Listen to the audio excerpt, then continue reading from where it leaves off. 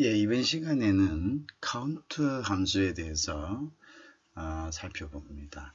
이 카운트 함수는 말 그대로 개수를 구하는 함수입니다. 그렇죠? 우리가 카운트라는 말 자체가 어떤 개수를 구하는데 사용하기 때문에 그렇죠. 그러면 이제 어떤 경우에 이 카운트 함수를 적용할 수 있냐 하면요.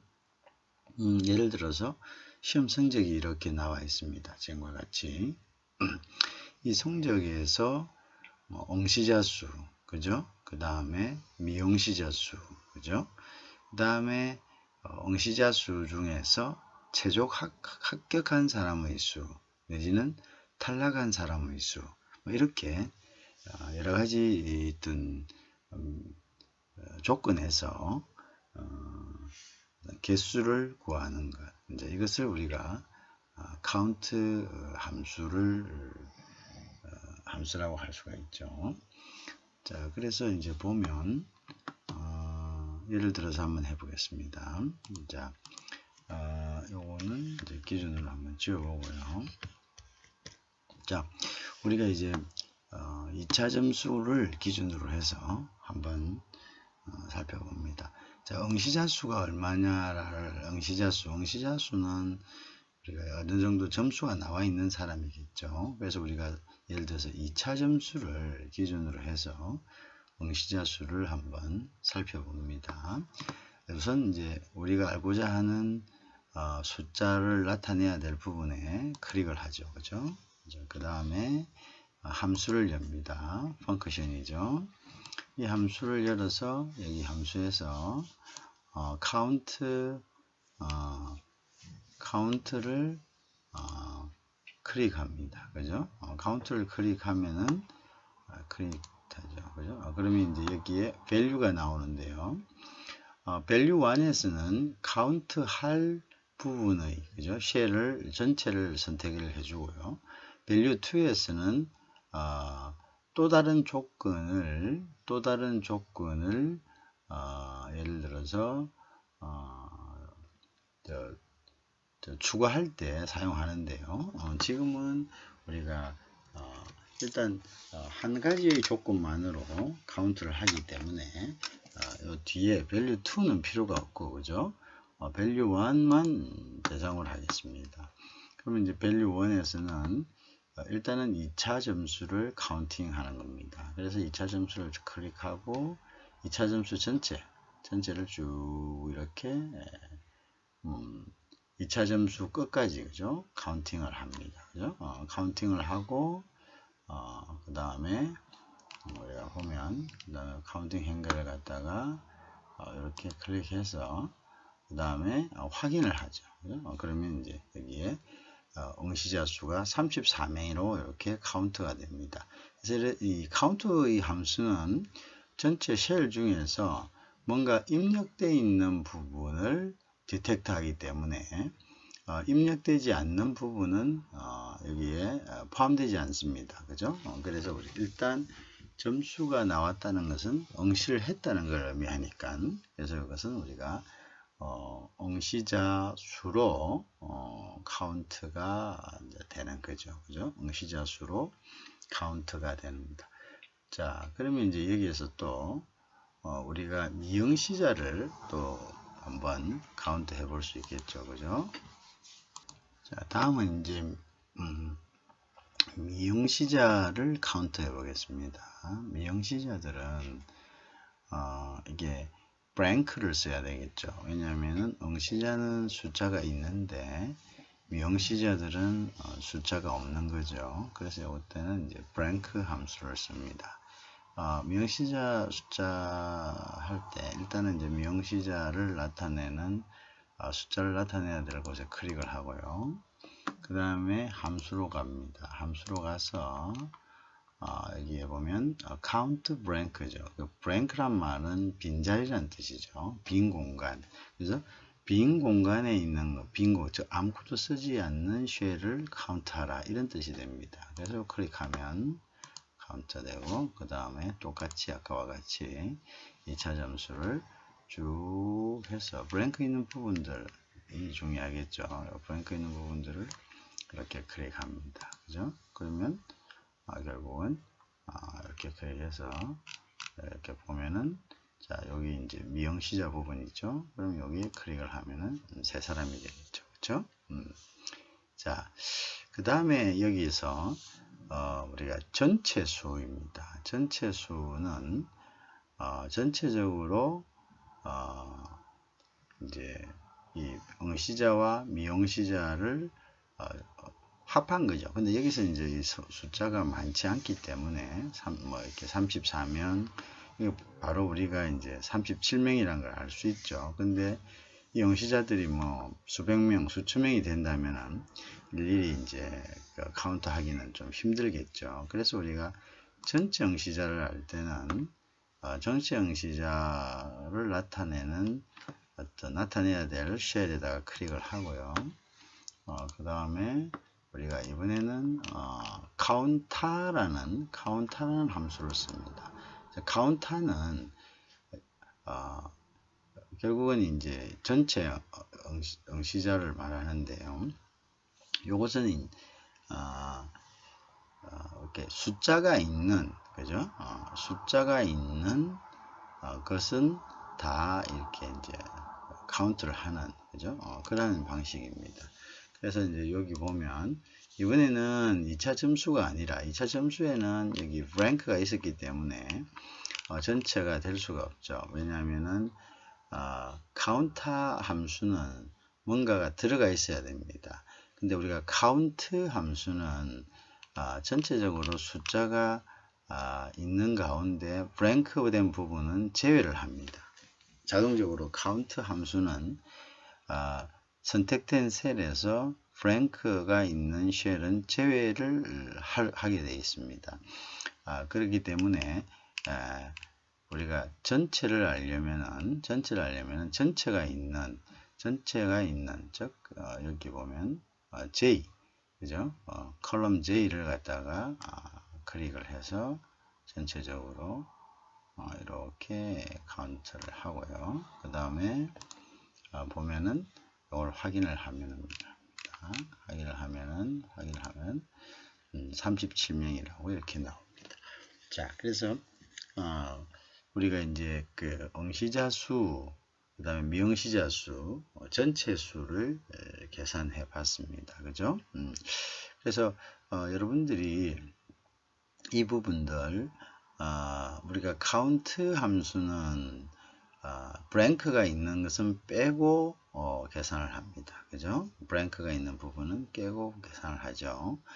그 다음에 그렇기 때문에 우리가 카운터 함수하고 틀린 점은 카운터 함수는 결국은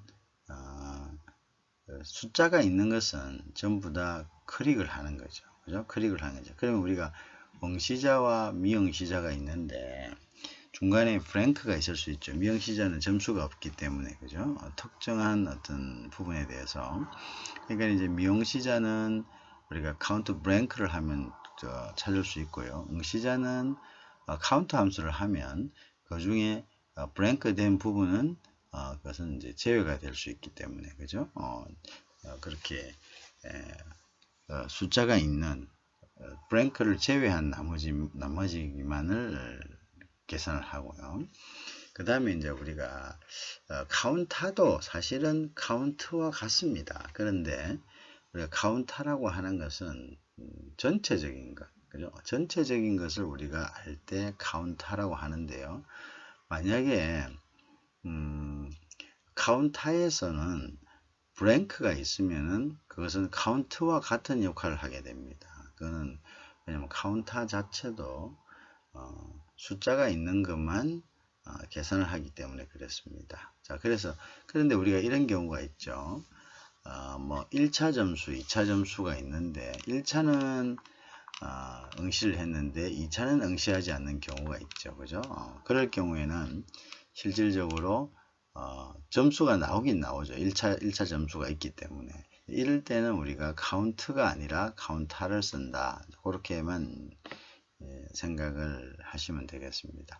그래서 조금 헷갈리게 있는데 일단은 카운트와 카운터는 숫자가 있는 부분만을 계산한다는 의미에서 똑같습니다. 알겠죠? 똑같다. 자, 그런데 그 블랭크 된 부분, 즉 숫자가 없는 부분은 계산하지 않습니다. 알겠죠? 자, 그 차이는 공통점이라는 거죠.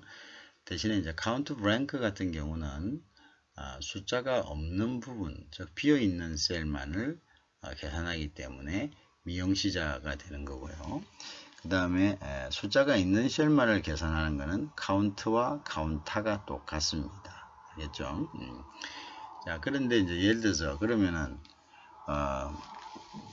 그냥 카운타를 어떨 그럼 또 좀 더 쓸 수 있느냐 이럴 때는 우리가 보통 점수가 1분은 시험을 치고 1분 치지 않았을 때 보세요. 그러면은 그게 점수가 완전히 없는 건 아니잖아요. 그죠? 그러니까 뭐 반점이라도 나오는데 이때는 뭐냐면 전체 수를 구할 때는 그러니까 뭐 전체 응시자 수에서는 결국은 이게 반을 친 사람도 그 응시자 수에 들어가야 되기 때문에 전체 수에서는 이렇게 카운타를 사용해야 된다. 이렇게 보시면 됩니다.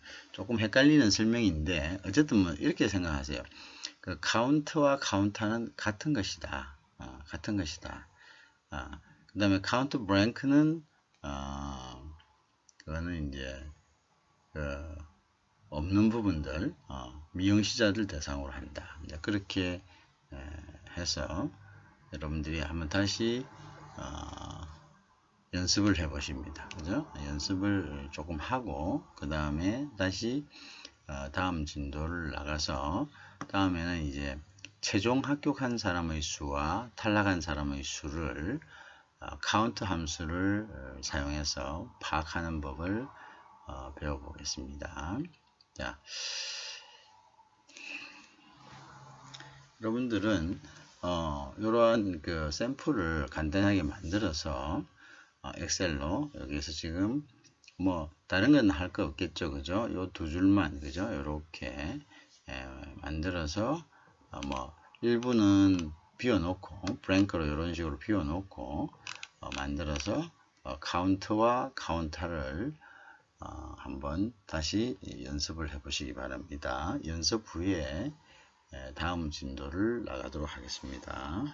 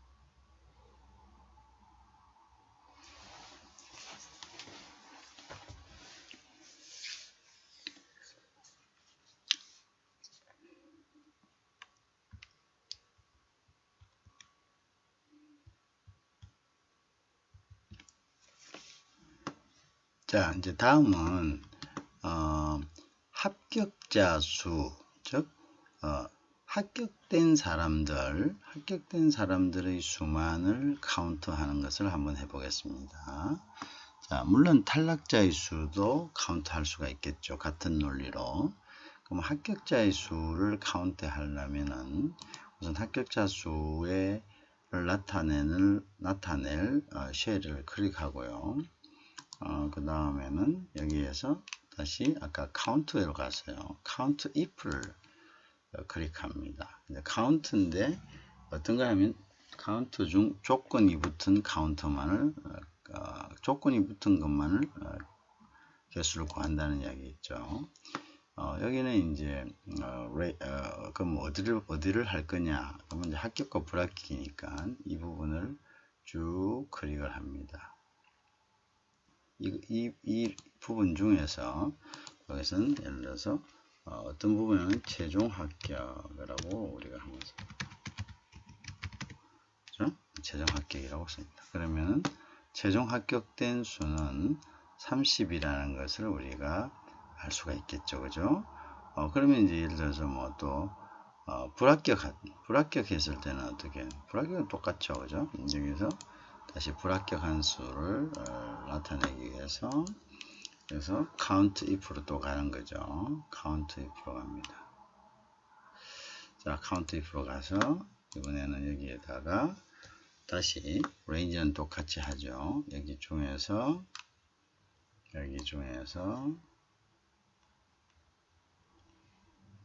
자, 이번에는 조건이 뭐죠? 자, 여기 criteria에는 조건을 여기는 탈락이라고 써보세요. 자, 탈락이라면 이제 탈락에 대한 것은 탈락은 7명이 탈락했다. 이렇게 나오겠네요. 그죠?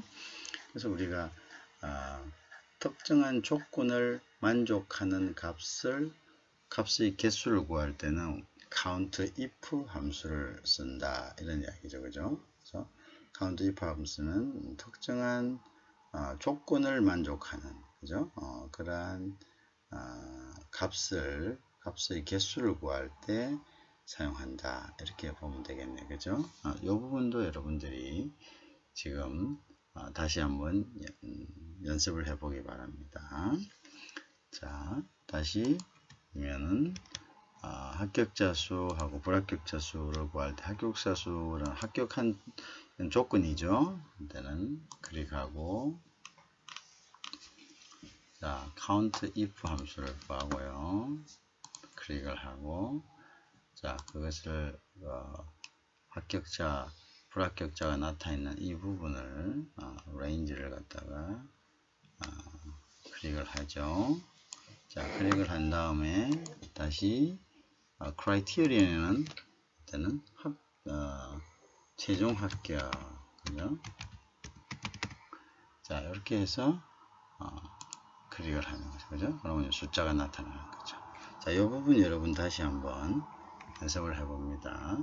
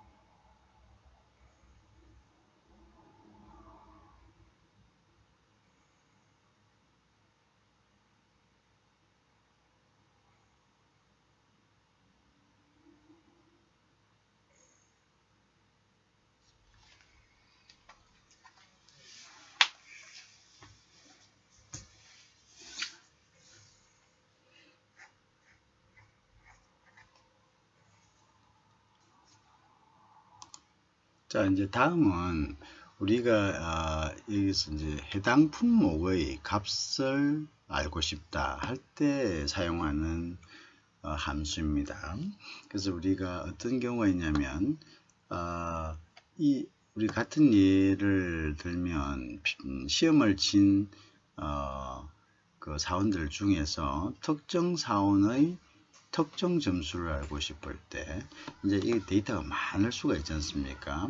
그 중에서 해당 어떤 품목 내든 해당 어떤 사람의 특정 값을 알고 싶을 때, 그죠? 그때 이제 어떻게 이것을 찾아내는가라는 것이죠. 그것을 한번 해봅니다. 자, 이때 우리가 예를 들어서 이제 몇 사람이 있는데요. 한 3사람 정도가 지금 있습니다. 그래서 이제 이 사람들의 점수를 좀 이렇게 알고 싶다. 그죠? 이 사람 몇 점 나왔나? 우리 그런 거 있잖아요.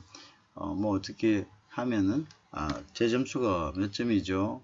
그 사람 점수 몇 점이야? 이렇게 할 때, 그죠? 우리가 이제 그런 부분들을 이렇게 한번 파악해 볼 필요가 있죠. 그죠? 그래서 이제 그런 경우에 어떻게 하는가에 대한 겁니다. 자, 그래서 일단 이렇게 해당, 그러니까 우리가 그 사람 해당 또는 해당 품목의 또는 해당 어떤 응시자의 점수를 나타내야 될 곳에 클릭을 하고요. 그 다음에 함수로 가서 우리가 이제 이 함수에서는 찾기 또는 참조 영역을 이렇게 클릭을 합니다. 여기 보시면 함수 옵션 중에 범주 중에 찾기 또는 참조 영역을 가서 여기서 밑으로 쭉 내려가면 V lookup이라는 게 있습니다. 이게 이제 vertical looking up, 즉 이 열로서 찾는다는 거예요. 그죠? 이걸 클릭합니다. 자, 이 V lookup이라는 것은 필기 점수 중 여기 전부 다 열로 이렇게 되어 있지 않습니까? 여기에서 우리가 원하는 것을 찾는다는 거죠. 그래서 이제 여기 보면 lookup value가 나와 있습니다. 그래서 이 lookup value에는 여기 있는 이 사람, 그죠? 이 사람의 어떤 우리가 특정하게 찾으려는 사람의 이름이 들어있는 쉘을 클릭을 해주면 되겠죠, 그죠? 쉘을 클릭을 해줍니다, 그죠? 자, 이게 쉘을 클릭을 하니까 여기 보세요. 이 사람의 이름이 그대로 여기에 표시가 되죠. 결국은 이제 이 이름을 찾게 되는 거죠. 이 이름을. 자, 그 다음에 이 테이블 어레이입니다. 그러면 어디에 범위에서 찾을 것이냐, 그죠? 그러면 이제 우리는 여기 있는 이 데이터 범위에서 찾아야 되기 때문에 A4에서 F4까지 해서 전체적인, 그죠? 전체적으로 끝까지 여기 있는 이 데이터 내에서 우리가 찾을 거다라는 거죠, 그죠? 전체적으로 끝까지 찾을 거다. 자, 그런데 문제는 중요한 거는 우리가 다른 사람들, 그죠? 다른 사람들의 여기 보면 이제 이 사람뿐만 아니라 다른 사람들의 어떤 값도 구하려면은, 그죠? 요것을 이제 뭐냐면 우리가 절대 참조해야 됩니다. 요 범위 안에서. 왜냐하면 우리가 요 두 번째 있는 사람 거를 첫 번째 있는 사람 것을 구해서 두 번째 있는 사람 것에 적용을 하려면은 두 번째 있는 사람은 여기서부터 A4에서부터 적용되는 것이 아니라 A5에서부터 이렇게 한 칸씩 밑으로 이렇게 여기서부터 쭉 적용이 돼 가지고 결국은 요 개수만큼 하면은 A41까지가 이렇게 적용이 되죠. 그 다음에 요 밑에 사람은 세 번째 칸에서부터 시작해서 여기서부터 시작해서 또 밑으로 또 두 칸을 더 가게 되는 이제 이런 거 됐죠. 왜냐하면 이제 요 식을 첫 번째 했던 식을 밑으로 해서 그대로 복사를 하면은 상대 참조가 되기 때문에 결국은 이 범위가 같아지지가 않는다는 거죠. 그죠? 이 범위는 여기서는 제일 위에서는 제일 위를 기준으로 했는데 여기에 복사를 하면은 이 기준은 그 다음 줄부터 이렇게 이제 또 세 번째는 여기서부터 이렇게 컬럼이 형성이 됩니다. 테이블이 형성되기 때문에 테이블 어레이가 형성되기 때문에 우리는 요거를 절대 참조로 첫 번째 우리가 그 지금 값을 알아보고자 하는 첫 번째 사람, 둘째 사람, 셋째 사람 모두가 요 테이블의 범위 내에서만 살펴보겠다라는 의미를 가지기 위해서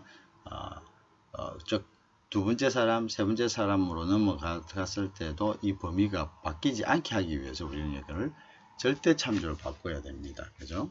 그냥 똑같이 요 범위 안에서 비교할 수 있도록, 찾을 수 있도록 그렇게 만드는 거죠. 그래서 절대 참조를 만드는 거는 선택해 놓고 F4를 이렇게 눌러줍니다. F4를 누르면 앞에 달러 표시가 쩍쩍쩍쩍 돼 있죠. 그러면 이제 절대 참조가 된 거예요. 그래서 첫 번째 사람, 두 번째 사람, 세 번째 사람 모두가 이 범위, 같은 범위에서 찾는다 이런 뜻이 되겠죠. 절대 참조와 상대 참조에 대한 것은 우리가 앞에서 한번 이미 학습을 했었습니다. 그죠?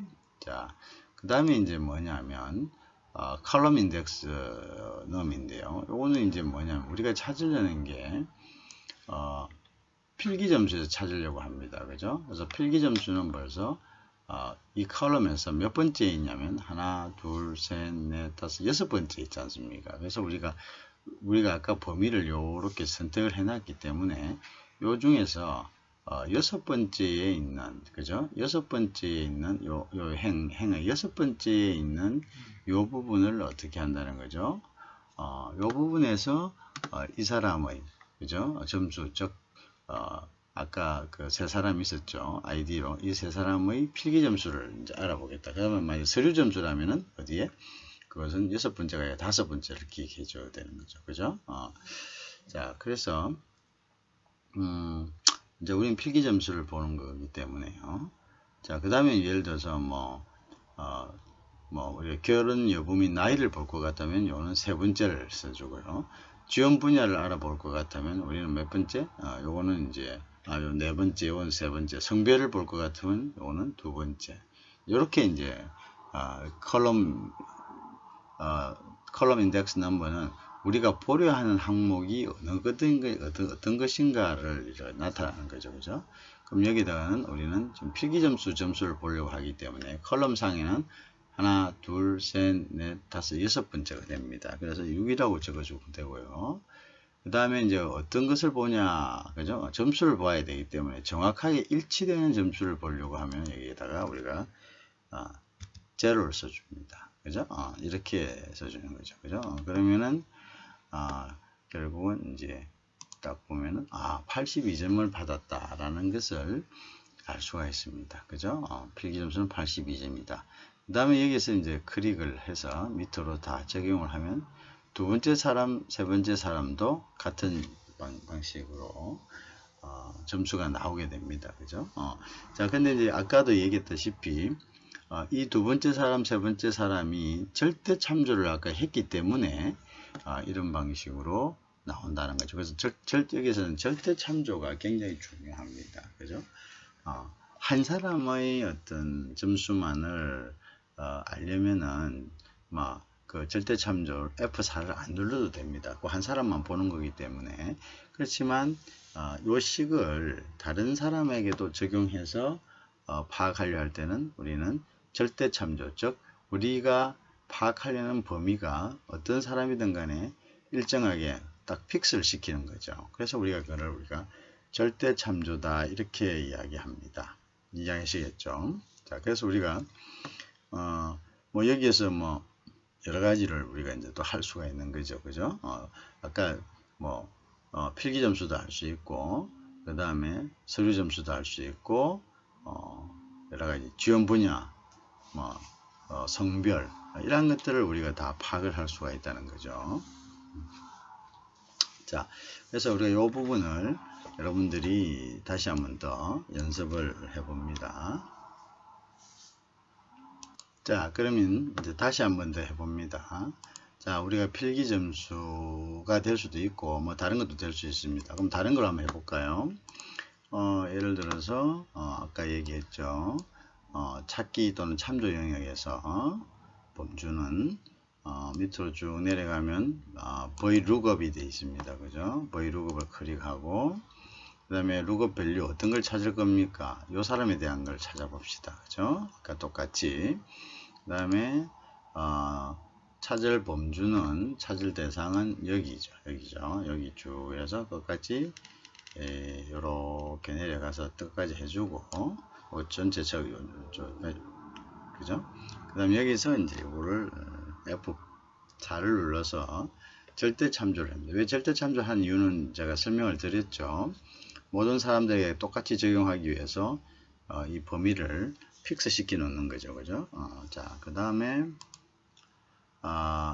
이제 여기는 어떤 걸 찾아, 아까는 6번을 찾았었잖아요. 그죠? 6번은 필기 점수인데, 이번에는 지원 분야를 찾아볼까요? 그러면 지원 분야는 예를 들어서 컬럼으로 봐서는 하나, 둘, 세 번째네요. 그죠? 그래서 우리는 3을 써봅시다. 그리고 정확한 것을 하기 위해서는 0을 넣으면 딱 떨어진다는 이야기죠. 그러면 이 사람은 마케팅에 지원을 한 게 되네요. 그렇죠? 그래서 이것뿐만 아니라 뭐 예를 들어서 성별도 파악할 수 있고, 그죠? 여러 가지를 이렇게 이제 파악을 할 수가 있는 거죠. 여러분 하시겠죠? 그래서 이것을 여러분들이 다시 한번 연습을 해 봅니다. 아시겠죠? 지금은 연습 시간입니다.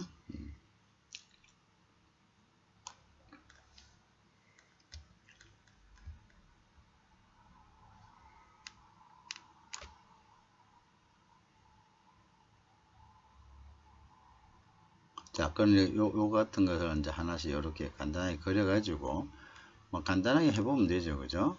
간단하게 해보면 되니까.